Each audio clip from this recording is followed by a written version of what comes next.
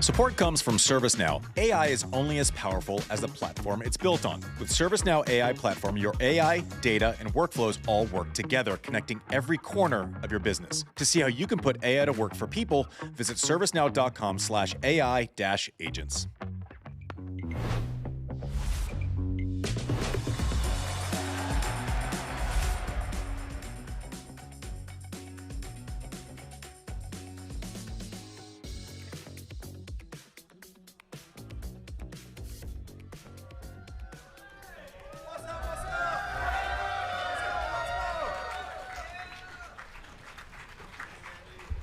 How's it going, San Francisco? What's up? What's up? Say hello to producer Mike here in the middle. JW, John Wertheim. Oh, 415. We are, this is Serve Live, brought to you by our friends. At ServiceNow. Brought to you by our friends at ServiceNow. Sorry, I was just getting a note. Anyone heard of Andre Agassi? He's gonna be coming. He's gonna be joining us here in a second. That'll be pretty cool. Yannick Noah from Team Europe is gonna come tell us. Maybe we can get them to tell us something about the lineups for tomorrow. Ooh, that'd be kind of cool. Yeah, they haven't announced that yet. I don't know if that's gonna happen. Anyways, we're served. We are happy to be here. ServiceNow is our sponsor. We are so happy to be here with Roger and ServiceNow, Chase Center. I never got to play in Laver Cup. I wish I would have. It is just an amazingly cool format. I got to tell you something though, guys.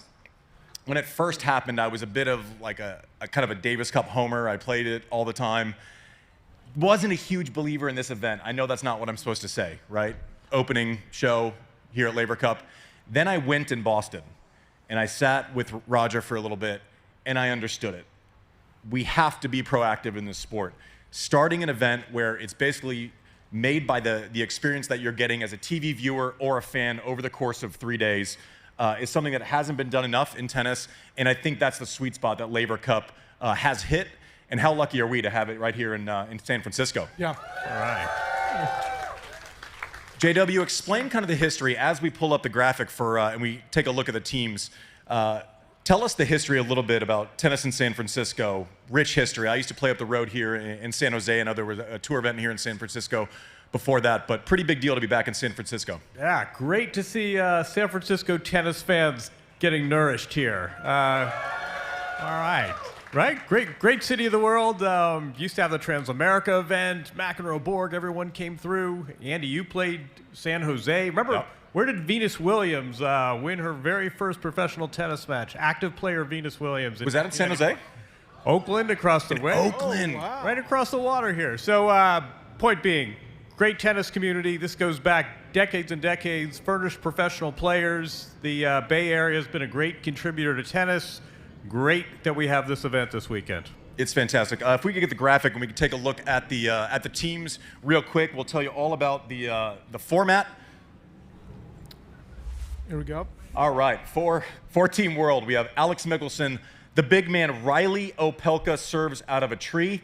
Late addition, Alex de Minaur. You don't often get a replacement that is also currently top 10 in the world. Nice pull for Captain Andre on that one. The leader of the team, Taylor Fritz. Joao Fonseca. Anyone seen this kid play? So pumped to see him play. I got to play a little deal with him at the U.S. Open on has-been night when he played with us. He's obviously not a has-been. He's like 12. But the way that the ball comes off of his racket, we'll bring that graphic back up. The way that the ball comes off of his racket is just something pretty special. Francisco Cerundolo, if any of you listen to our show regularly, I'm not going to comment on him because whenever I say he's going to do well, it doesn't happen. And whenever I say he's going to do badly, he ends up doing very well. So I'm not even going to comment on it. And the alternate Jenson Brooksby, his story is absolutely inspiring. If you don't know what I'm talking about, please spend some time on Google and see the latest news with Jenson Brooksby. Let's go to Team Europe. All right, Caboli, of the Wimbledon quarterfinals fame, played a tough one against Novak Djokovic. I think this is true, and if not, let's not let the truth get in the way of a good story. I think Alex Zverev has played in every edition of the Laver Cup. Obviously, he's been a top 5 player for many years. Who's the next one next to Zverev? Holger Rune. Holger Rune. Holger Rune. I'm going to ask him. I'm going to go to the press conference and ask him myself. Don't go to the press conference. Just slide in his DMs. Yo. Oh, too soon? Jeez. All right, ask him. God, I can't wait to get fired from this job. I know this next guy. Yeah. Anyone heard of? Front and center. I don't know. Do we think Carlos Alcaraz is in form right now? He's blonde too. They say blondes have more fun. I don't know that he could have. I don't know that he could have much more fun than he did. Yeah, we got to update in New York City. Jakob Menchik. I don't know if you saw him in Miami this year, winning that tournament. A little bit up and down since then, but guy probably one of the top 5 serves in the world right now.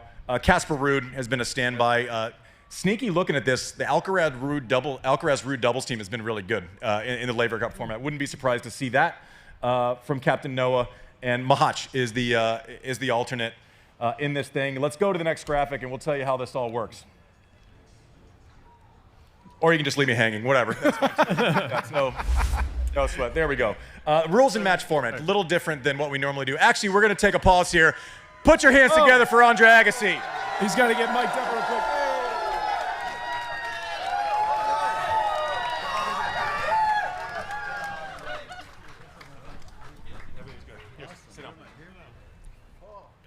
Double A. Yo. What's up, bud? He's up here in a What's up, hurry. guys? Captain AA. Captain Double A, that's right. I've heard numerous people. I've ran into some people in the lobby of the hotel, and they say Andre's really getting into his guys. Like you're into this. You're here for the win. Well, of course we're here for the win. I mean, but with that being said, like, yeah, I want to be on that court, on the practice court. I mean, rumor has it John never went on the practice court. John McEnroe. No, I'm not dissing him or anything, but yeah, that to me is the best part. Yeah, give us 1 or 2 examples of the interactions you've had with the players. I heard Mickelson, you were trying to say you don't have to take a huge swing on every return, maybe just some of them. Yeah, welcome to tennis. You know, you don't have to actually win the point. Somebody else can lose it, right? Like, but with that being said, no, you know, there's 2 buckets of activity. One is to hopefully give some form of North Star to these players as they look towards sort of building their career or what stage they are in their career, especially the young ones, Fonseca, you know, Mickelson, and you give them something that they can kind of grow towards, Jensen, Brooksby. And then there's the other part, which is maybe you can add a little shortcut to sort of accomplish what it is they feel a little more insecure about or what it is they're unsure they're looking to do. So there's a little real time and then there's a little big picture. It's enjoyable to see how they process, though. How are you balancing the last 3 months of form versus what you're seeing this week when it comes to the lineups? And I know they're not out till later, but no one's watching this, obviously, so No, you could just tell us. This isn't live, right? No, it's not live. Yeah, definitely not. It's a little live. It's a little live. It's a little live. I mean, yeah, no, we're allowed to talk about it. Yeah. I hope so. You tell me. You're the captain. So, I mean, did you explain the rules yet? How the format? We had the graphic up right here. So basically, the first day, we have to decide by last night. We have to slot 3 players, singles players, 3 singles, 1 doubles tomorrow. So we have to slot 3 guys blindly. The Team Euro. God, it just doesn't even come out of your mouth. Team Euro. You know, it's like they have to slot 3 blindly, right? And so if we put any 3 in any order, slot 1 plays each other, slot 2 plays each other, slot 3, right? And then we pick our doubles team blindly, and they pick a doubles team blindly. So tomorrow, out of the blocks, we have on Team World. See how that just rolls off the tongue? It's better. Better. So good. Trolling them. So, better. yeah, we got Opelka. Big question in my mind going into this: are they going to play Casper Ruud or Holger Rune first? And they went with Casper. So Casper is playing Opelka in the first match. Second match, we got Mensik on their side going against Mickelson, which is kind of the matchup we were hoping for. Why? Well, because first of all, they know each other well, you know, so the same age, growing up playing a lot together. And I mean, I could give you matchups, but I don't know if Team Euro is watching this. But I like Mickelson's game matched up to that, and I'm comfortable with it, especially in the thickness and the slowness and lowness of this court. So I'm really comfortable with pace through this court if somebody's counting on that, because these points are going to be battle. And then third match, we got Joao Fonseca, who will be playing Caboli. If I'm saying that wrong, I apologize to every No, they Italian. can't. They're not playing each other. Fonseca, Caboli. Well, I missed that. If you're You know something you like, don't. Sorry, I had a glitch. Go ahead. Okay. I was just gonna, I didn't know. I didn't know if I was being. If you felt like Letterman for a second, you know, you're not sure who people are laughing at right now, me or you. Mostly me. Tough times for. And then we stuck as our doubles team. We have Taylor and Mickelson because Mickelson's fresh to the scene, right? Meaning he has never played. But at the same time, when you play singles that day, you're going to see the ball like a melon in the double. So kind of like that. Taylor's a believer. He's a winner. He's unflappable. He's been a rock for this team. So Taylor and Mickelson in the doubles will be playing Alcaraz and Mensik in the evening match. That's an interesting. All right. Yeah, I mean, you know, it is. I mean, it kind of stood out. But every time you see Alcaraz's name on the draw or next to it just kind of makes everything in your body tense up a little bit. You know what I mean? Nah, I don't know. I don't think he's. Well, I don't think he's going to be very good from here on out. Yeah, It's like, I mean, he's so overrated. So overrated. He has no variety. Kind of peaked. You'll be fine. I told him when I saw him. You'll be fine. I told him when I saw him earlier, Alcaraz. I said, you know, listen, man. I mean, for whatever it's worth, I know you're the enemy here, but I can't coach you and stuff. But you got to work on your athleticism a little bit. Walk us through kind of the feedback loop inside of your team, right? As a player, if my captain comes to me and says, "How you doing?" I'm going to say, "I'm here for you. I'm going to play well. I'm going to do this thing." Like, what's the offset between you and Pat Rafter and actual feedback from your team? What you can believe, what you can't, and also process. Like, these guys do what they do every week. You're coming in with maybe a different Don't set ask of me ideas. multiple questions. My head explodes. You can do it. Okay, I got this. You can do it. This. You got First it. of all, the offset with Pat is great because he's like sober, and I'm not. I'm a little. I get a little. I don't mean that literally, right? But Sounded like literally. That was funny. That was a great joke. If you meant it. He's like connected to Earth. He's like he keeps. You know, I get a. You know, I can get a little lost in the details sometimes. You know, I get into it, and so it's a good offset personality-wise. And he's just an easy guy to be around. I loved him as a competitor. I mean, one of the few guys when I lost to him, I actually left the match saying, "Well, at least Pat won." I mean, he's. You know, but here's the thing that's interesting. A little sort of look behind the scenes. I'm sorry if I turn this way, I can't hear, so I'm keeping my head like this. Is if you talk to the Americans, everyone can win every match, including doubles, all the time. It's like there's something in the American generation. I don't know if you had that and I have no idea, but when I see it at this age, I'm going, why does every American go, I got that. I think we worked more from like a place of panic and then move forward from there. I worked straight out of insecurity. Yeah. And I just said, I got to over-respect my opponent, but no, there's not a guy in this team that doesn't believe they can win any match. The format has a lot to do with that, right? I mean, they put a lot of thought behind this format. If you think about it, you could be down 6-2, fighting to hold serve to 3-all, and then hold, break, hold, and play a good breaker. Technically, you could play 14 great minutes and win a match. So everybody knows they can get over the finish line. They're very confident. It is then a function of figuring out, who's most comfortable with what matchups, and that happens really on one day. Because Saturday, after tomorrow night, we got to post our lineup for Saturday, and then Team Hero gets to match up against it, right? And then at the end of Saturday, Team Euro has to put up their lineup, and then we get to match up against that. So it's a great format. They've really done a great job with it. Would you have enjoyed playing in this? You won 30 matches as a Davis Cupper, which More. is right up there. What? More. No, you're 30-5. I thought I was 34. I don't think you were. I know. It's okay. Give me a second. I gotta. You were still pretty. Okay, I'm over it. You were still pretty good, though. I promise you. Would you have enjoyed this format and kind of the buy-in, the shorter format? It's like a sugar rush. You got to race to the finish line. 10-point tiebreakers. The action never stops. Your teammates are talking to you. You might not have liked that part if it was Pete. Would he have been talking to me? Yeah, we definitely went about our work differently. So the team part I love, right? Like as you mentioned, Davis Cup, you play alone the whole year, and then because two things are happening. You don't want to let your teammate down, but there's also part of you that wants to show them what they may have to continue to worry about for the rest of the year, right? So you're peers, but you're competitors, but you're together, and I think that always brings out the energy and the best in people. However, I would have preferred a longer format, right? Because my game was designed on sort of putting together a narrative and a tapestry, and like this, like sort of like one set tie break, I think might have had a little stress element to me too.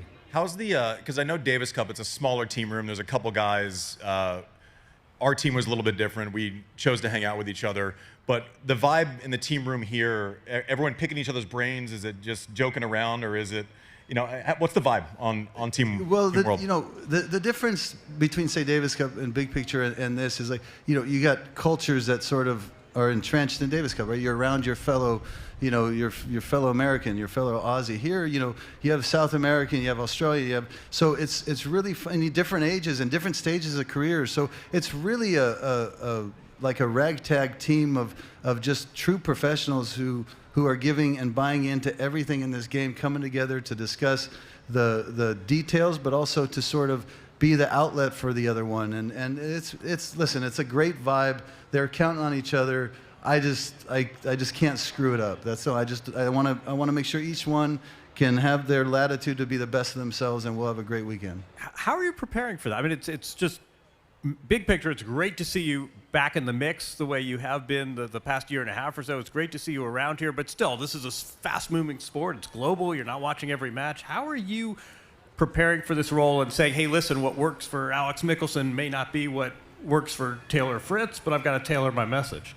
Well, first of all, I don't have to watch the entire match, right? I mean, I've lived this sport long enough where when I tune in from time to time, I can get a lot of juice out of the time because I understand what's sort of happening. So I do make a conscious effort to stay engaged with the game from that perspective. But I would also say that it's impossible in this sport to parachute into somebody's life and think you're going to make a difference. So like one of the important things for me and for I think the players is that I take the time to speak to their coaches way leading up to this to understand how they process in real time, to understand what somebody hears versus what you say, which are two different things, right? As a coach, I could say something and it could be very accurate and very right, but if they hear something different, that's a problem, right? Some people want more, let's say, energy, positivity, not too much. Other people can process. So it really does depend on the player, and you're not going to discover that in a day.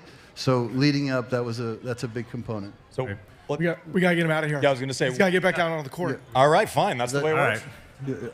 I mean, you got one more, and then I'll hustle out. Did you want to ask something? No, I was just going to say, this might not be something you realize until it's real time, but the TV viewing experience, the banter between captain players on the bench, that's a big part of it. Have you thought about how much to inject, or is that purely situational? Oh, it's totally real time. I mean, this shit is real. The only thing I worry about is saying stuff like that, like swearing on accident, right? It's like, because I'm not kidding, and I warned everybody. I said, listen, I got like cursed Tourette's going sometimes. It's like it's an efficient form of communication, right? Sometimes, and I got to be careful. But that's how real it is. Where you do have to put up some parameters, but at the same time, you got to get your point across if it's the right point, and your guy is hearing it the right way and counting on it. Well, we can't wait to watch it. Coach. Go Team World. I don't know if we're allowed to say that. Screw it. I said it. I did it. Round of applause for Andre Agassi. Thanks for stopping by, Jackie.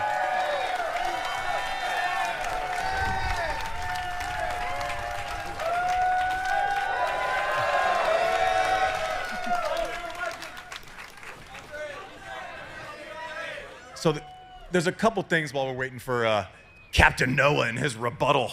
Yeah, seriously. To laying it down, but a couple of great things about this event. One of the greats of all time, Roger Federer, paying tribute to Rod Laver by putting this event together where we share court, we share cultures, we share this melting pot of tennis that is so fantastic, but also bringing Johnny Mack back into the fold as a captain, bringing Bjorn Borg back into the fold, bringing Andre Agassi back into the fold, and Yannick Noah. I mean, what a win for tennis. Think about the range of ages here, from Rod Laver, after whom this is named, to Brazilian teenagers. This the lineage of tennis as it plays out is one of the real beauties here. And I wish Andre could just be a little more thoughtful and not just give such cliched and rote answers. Well, I asked him the last question about like when to get involved and when not to, because he is able, and one of the most self-aware people that I've ever been around in my entire life. Like, if he tells you one good thing about himself, he's going to tell you 3 things that he's gotten wrong,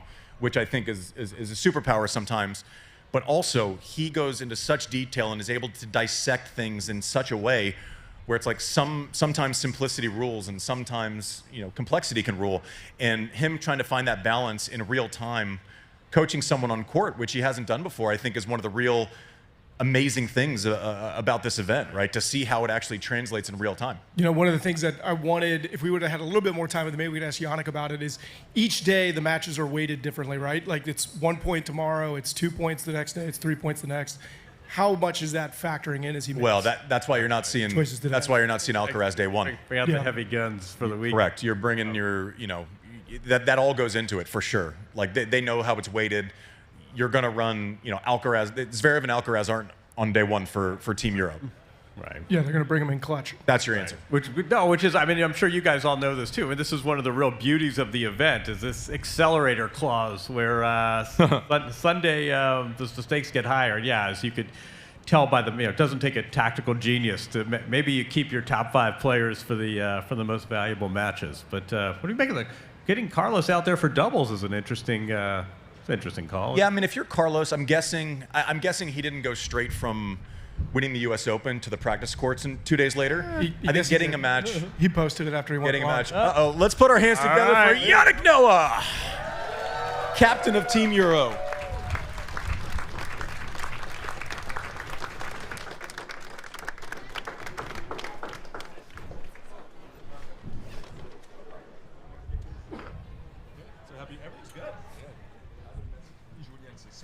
Oh, good. Hi, guys. Where? Hello, Captain Noah. Hey, I got to be honest. You didn't see it, and I'm so happy to have you on Served. I've been such a fan of yours for such a long time. This is awesome for us.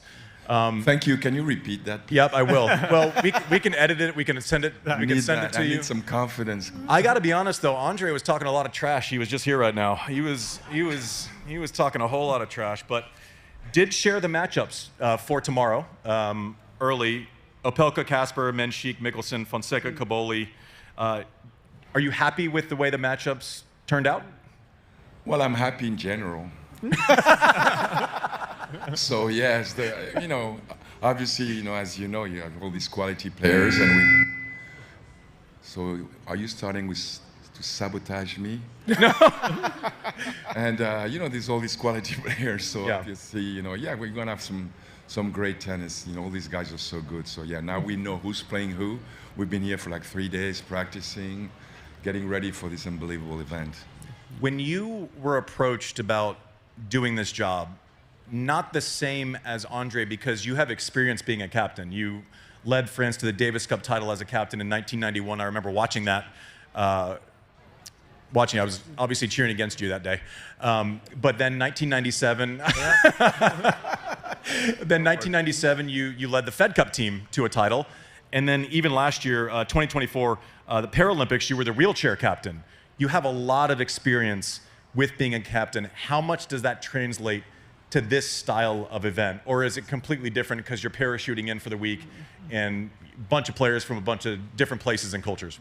Well, it's always different. All the players are different. We all have different journeys, right? So it's not about what I'm saying. First of all, I'm trying to listen to what they have to say, who they are. I'm coaching men and women. I'm not coaching players. I don't know anything about tennis, tell you the truth. But I'm trying to, with time, it's about transmitting. I'm a grandfather, so it's about transmitting. And I love that part, but you have to listen to the players. So most of these players, I don't know them. I saw them on TV. Yeah. I saw a few matches at the French Open, but to be able to spend some time outside the court, talk about life in general, I get to know them. And this is where my job is fun. And I really look forward to just go into the court and see how they react. But it's about trying to listen to who they are first. How has that process been this week? And I asked Andre a similar question. As active athletes, I say when someone retires, they're ready to tell you the truth, right? As an active athlete, we're always trying to convince ourselves, I didn't play well last week, but I'm definitely going to play well this next week. I'm going to try to convince myself that something's going better. How do you value the feedback from the players versus what you're seeing in practice? And how do you kind of have those two things offset? Again, it depends on the player, and it's sometimes the timing, There are moments that you can say certain things. There are other moments when you just had to let the person digest it a little bit, because at the end of the day, he's the one playing. So I can have my input, but the moment when you say that something is very important, the timing is important, and not only the timing, it's like the tone. The tone is very important also. That's what my wife says. Apparently, I get the tone wrong. Not what you said. How you said it. You know, it is true. You know, there's so many ways to say the same things, but it's about the intensity and how you say things that can make a difference, especially when you are with these guys under pressure all year long. So it's very important. The communication is very important at that moment.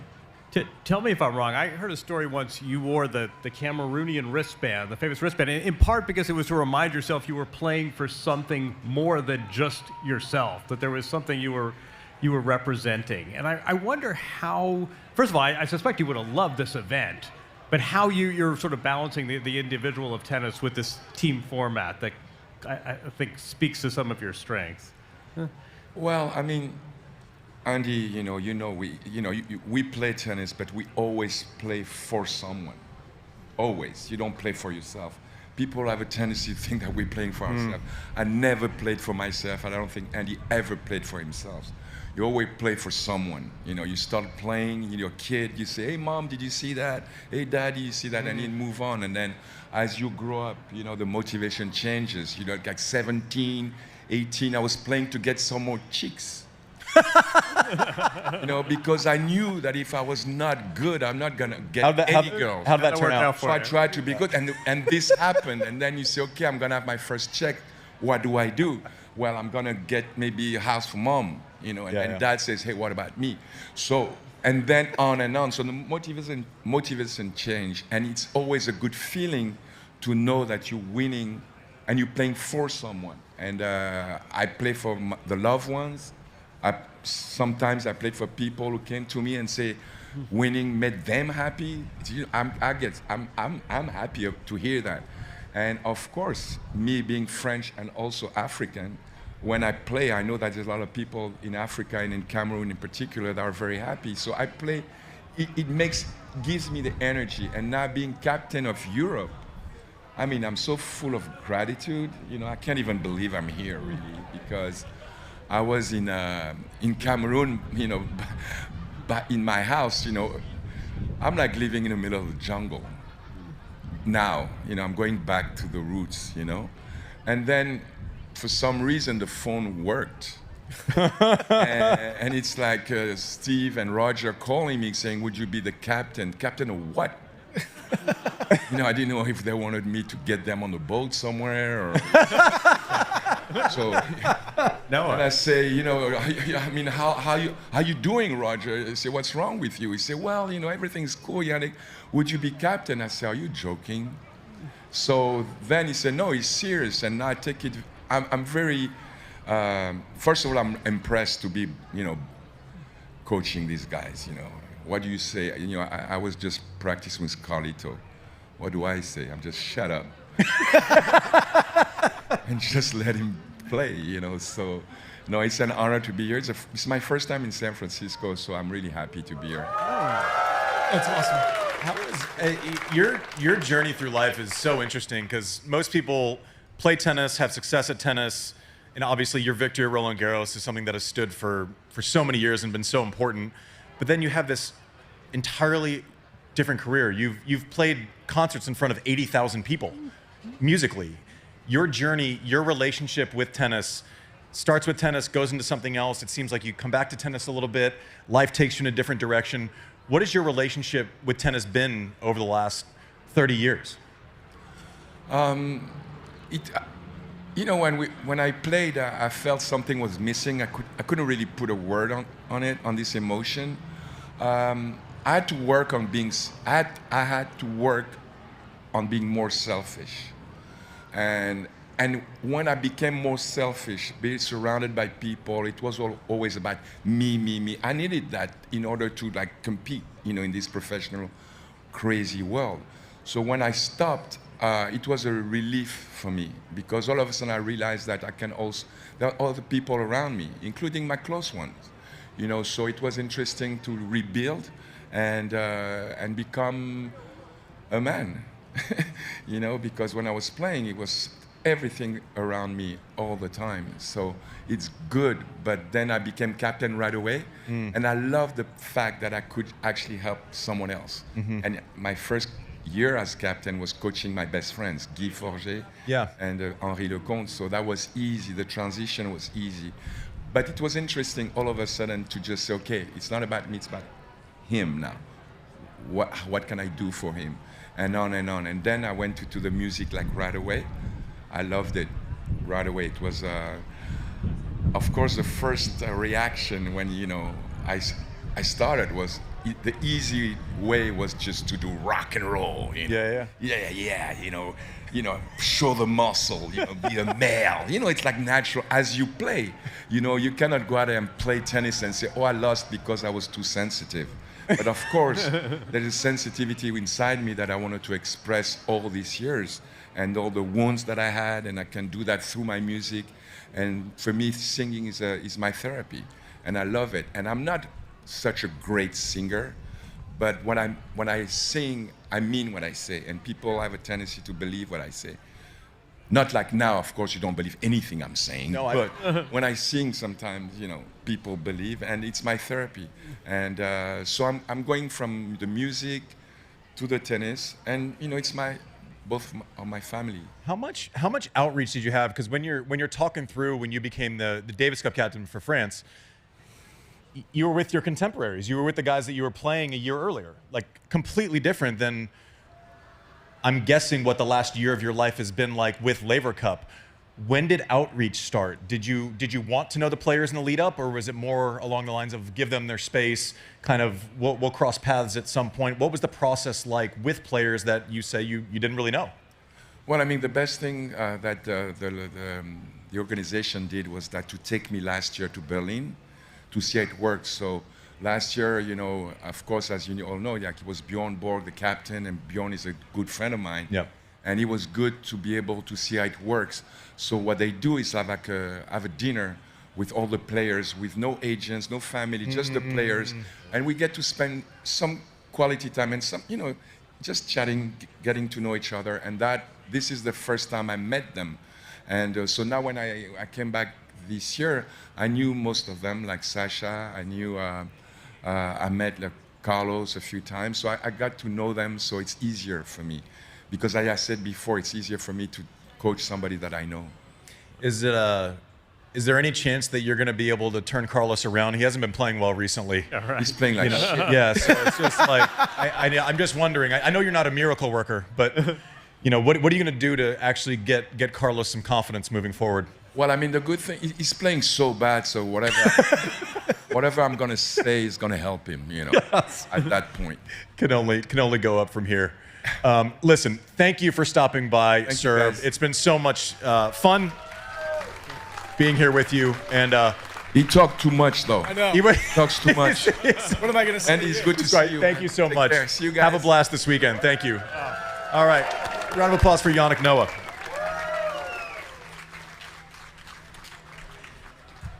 That's Team. He's so cool. That's Team Europe So captain. cool. That is the single coolest person you will ever meet. Yeah.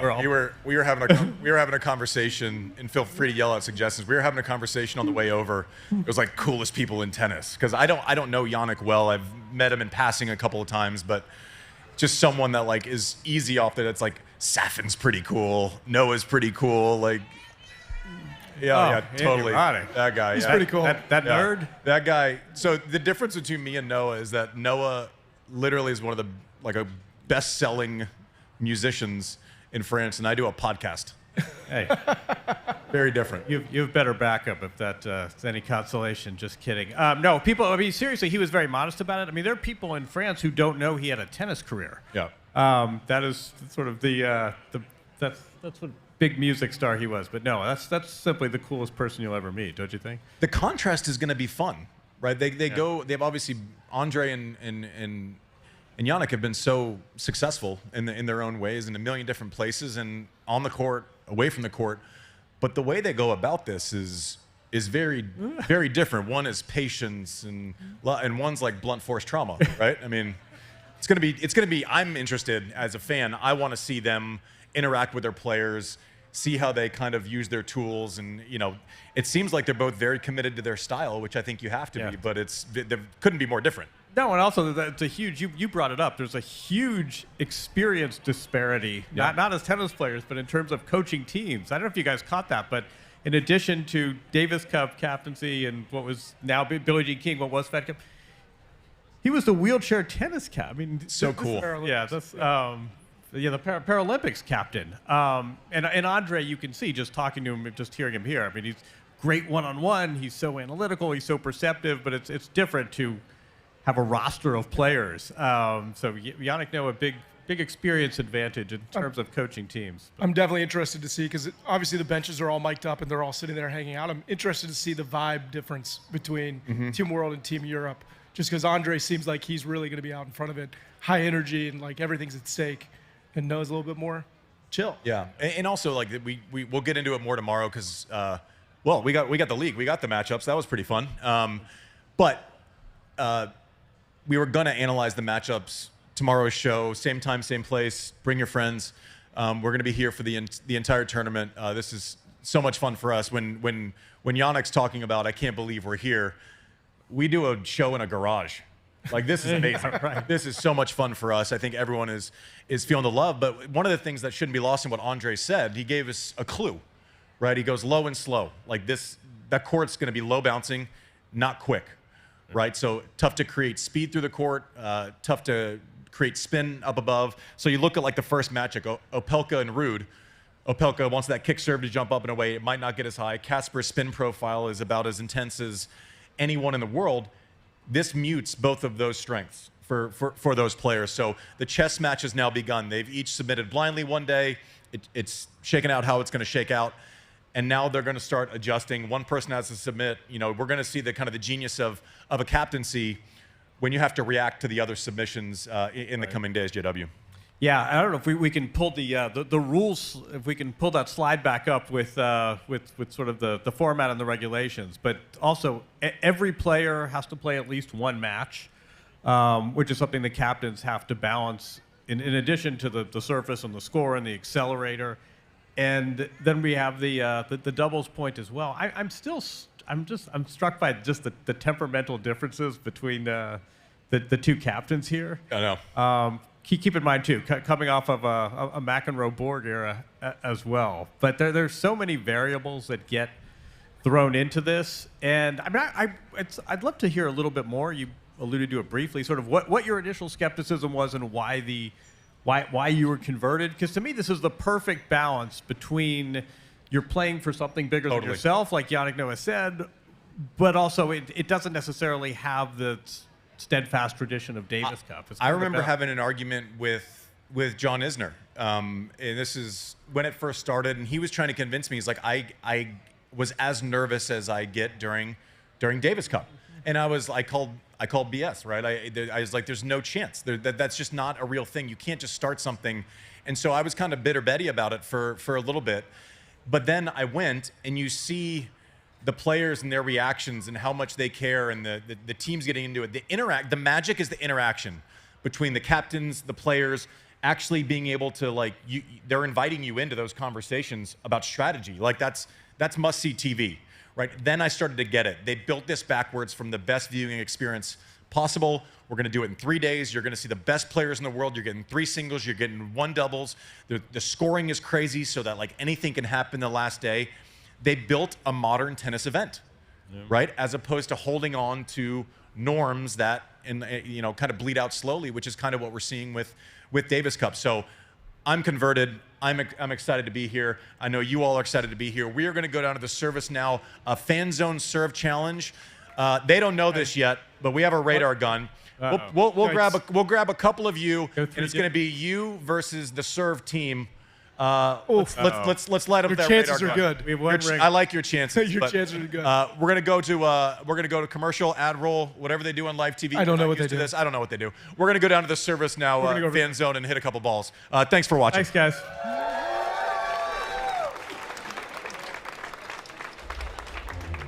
Support for this show comes from ServiceNow, who are enabling people to do more fulfilling work, the work they actually want to do. There's a lot of talk about AI out there right now, and a lot of times the AI you hear about feels like it's hard to grasp. But ServiceNow is here to work with people and tackle the boring, busy work that always gets in the way, the stuff that slows you down and keeps you from doing the stuff you actually want to be doing. And they do it with their AI agents. By being built into the ServiceNow platform, they automate millions of repetitive tasks across IT, HR, customer service, and more. You can automate any process with AI-powered workflow generation. That means you can build workflows with reusable components, configurable playbooks, process mining, and advanced decision support. So your people can focus on what really matters, and that's putting AI agents to work for the people. Find out how to get started at servicenow.com/AI-agents.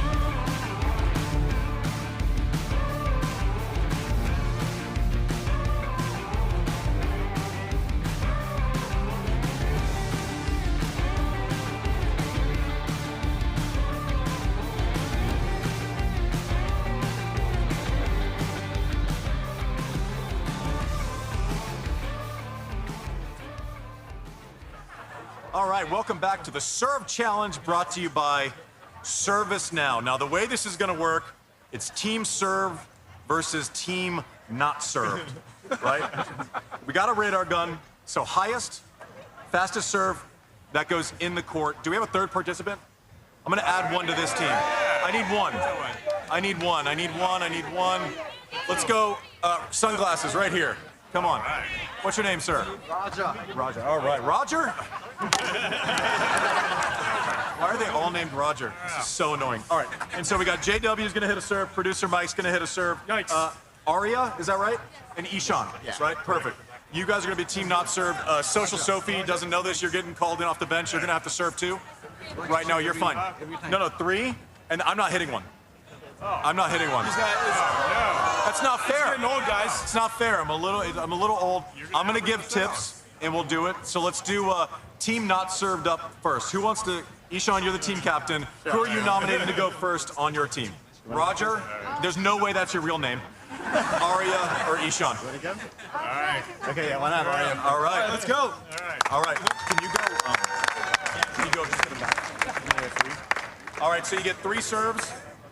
Fastest one has to go in the court to count, okay? We're gonna take the fastest serve that's in from all 6 people, and I'll buy dinner for whoever wins, okay? Perfect. All right, here we go. We got a lefty. Lefty. Swinger out wide. Here's Aria. Oh, that's out. 57, but out. We gotta get it in.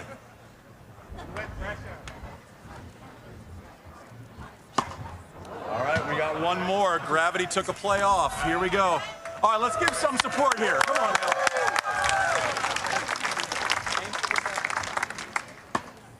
Oh, we got one in. We got our first entry. All right, 49 miles an hour. Good job. Ishan, are you up or is Roger or not Roger up? All right, you're going next. All right, you're going to have to use that racket there. Okay, highest one, you get 3 serves. Heckle, give support, do whatever you want to do. Here we go.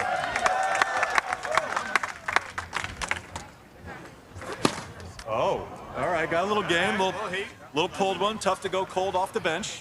You have the sun. Okay, yeah, we all have excuses. Uh-oh, needs to get one in. Team not served at 49. Oh, no, we gotta make it. We gotta make it. All right, Roger.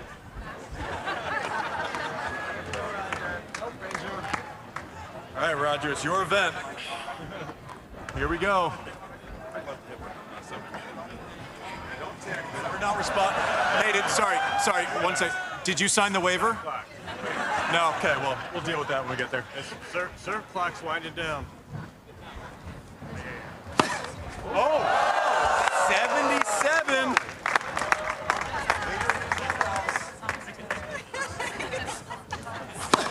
Oh, is that in or out? Oh, Mike calling it like he doesn't want to have to beat 89. Okay. All right, so we got 77 in the clubhouse. Good job. All right, team served. Who's up first?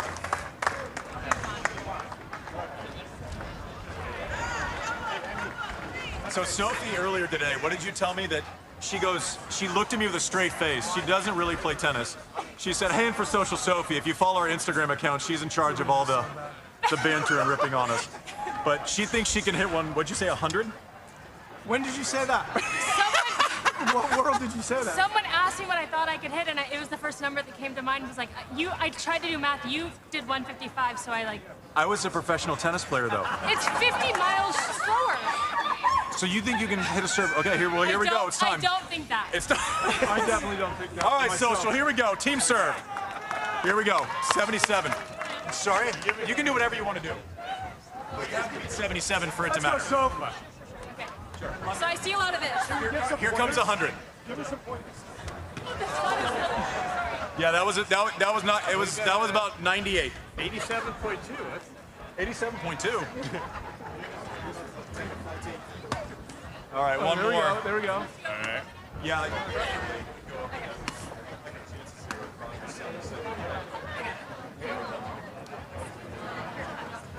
There it is. Look at there. 32. Good job. All right. Next one is producer Mike. Here we go. All right, Andy, so let's talk about toss. What am I doing here? You want it to knuckle? This isn't going to go well. All right. Just get it in. Ah! That hurt. All right, guys. Nope. One more ball. 46 miles an hour, guys. Nope. 64, though. Not good. All right, John. All right, Got it? JW, come on now. Does the speeds accelerate? It's like the Laver Cup scoring. I think the speeds All right, accelerate. John. All right, ready? All right, Andy. What do you think? Come on, John. I don't like these balls. Here, I'll take one. All right, JW. 26. That's probably not going to do it. You ever know my Maya joint impression? I mean, you guys got to hit it. Like, it's got to go. Yeah. You're right, Sophie. You make that look silly. What'd you hit? Oh, yeah, we stink. Okay. All right, here we go. We did not win. I owe dinner to our serve listeners, Roger, Ishan, Arya. Thank you for participating. Everyone have a great time at Laver Cup. I hope you guys see a lot of great tennis this weekend. Thank you for having us. Serve Live, presented by ServiceNow. We'll be here all week. Bring your friends. We feel really lucky to be here. Thank you. I need some ice. Thanks to ServiceNow for their support. ServiceNow wants to help people do the fulfilling work they actually want to do. Work like hosting this podcast. You know what people don't want to do? Boring, busy work. Now with AI agents built into the ServiceNow platform, you can automate millions of repetitive tasks in every corner of your business. IT, HR, and more. So your people can focus on the work that they want to do. That's putting AI agents to work for people. It's your turn. Get started at servicenow.com/AI-